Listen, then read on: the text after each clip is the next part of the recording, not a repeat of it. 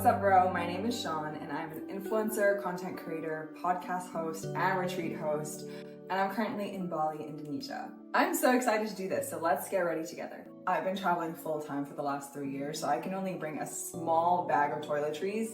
This is kind of my life. Starting off with very simple skincare for hydration.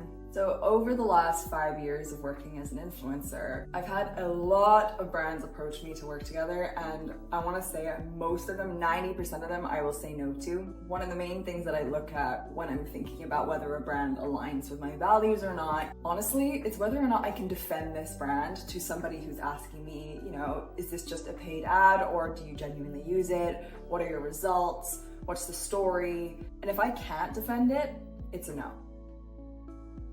Honestly, I do look at who else they work with. If they're working with people that I don't necessarily trust, I'm gonna question that. It's a probiotic moisturizer, by the way. It is incredible.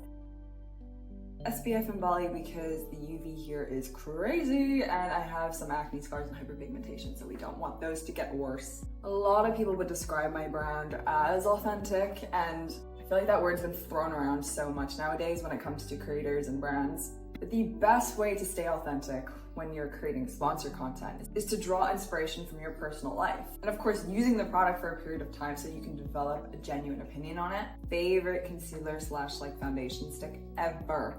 Shout out Merit. For example, I got my breathwork teacher certification in about May, June time last year. And not long after that, I was able to secure a long-term ambassador deal with this incredible breathwork app called Open. And I know for a fact the reason why that they really liked me was because I had genuine knowledge of what breathwork can do for the body, for the mind. I had my personal transformation story, and I loved the app. I was, talking about wellness apps and wellness habits way before they reached out to me to collaborate. I also think if you have a relationship with a brand prior to working with them, such as tagging them, commenting, and sharing with your audience that you've used the brand, it's such a seamless transition into a paid sponsorship. It's such a skin-like finish. It's so beautiful. Now listen, I'm gonna be so honest with you. When I first started building my social media and becoming a creator and influencer, I didn't have a strategy. It all happened very organically. I went viral on Instagram during COVID, and I think I was just in the right place at the right time. Having said that, I also acknowledge that I've been a creator for over 10 years. I was first on YouTube when I was 12, 13 years old. And then when I was about 16 to 18, I had a fitness blog. So when things took off for me on Instagram, I wasn't really surprised because honestly, I don't know what it is. I think I have a natural knack. It's very intuitive for me to know what types of content to post and how to engage with my audience. But now that I do consult and I work with small businesses and brands, this is Bali, guys, sorry. But now that I've really reflected on my journey and I work with small brands and other influencers to help grow their pages, I think one of the main strategies was just sharing my story over and over and over again, and each time providing very concrete value. And of course, asking my audience what it is that they need help with. I also do take the time to connect with my audience in the comments and then DMs. I don't just post and ghost. I really do recognize that at the end of the day, without the audience, there's no way I could be doing any of this. Shut up. Oh, it worked. It's botched Rimmel eyebrow kit.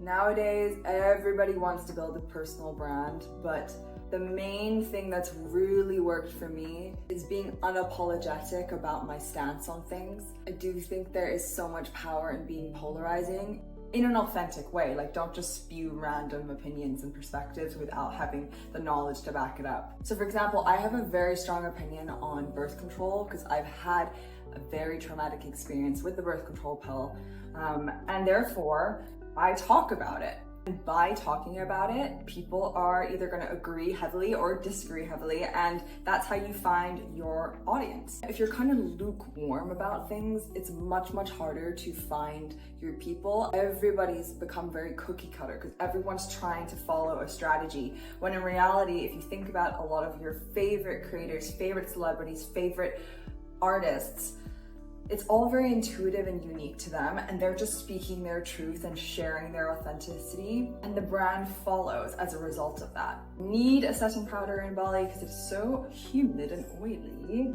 My best advice for anybody trying to get into this scene is to remember that anything built off of an inauthentic foundation is going to crumble eventually. Let that sink in, please.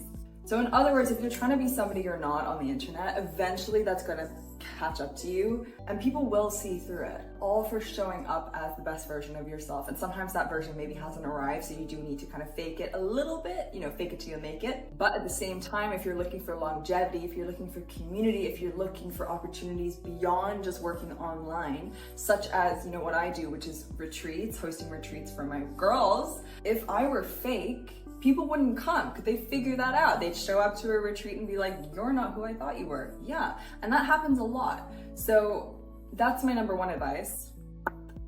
My second piece of advice is to always stay humble. People let followers and views and opportunities go to their heads. At the end of the day, you wouldn't be able to do this work if it weren't for the people supporting you. So always give thanks to your community.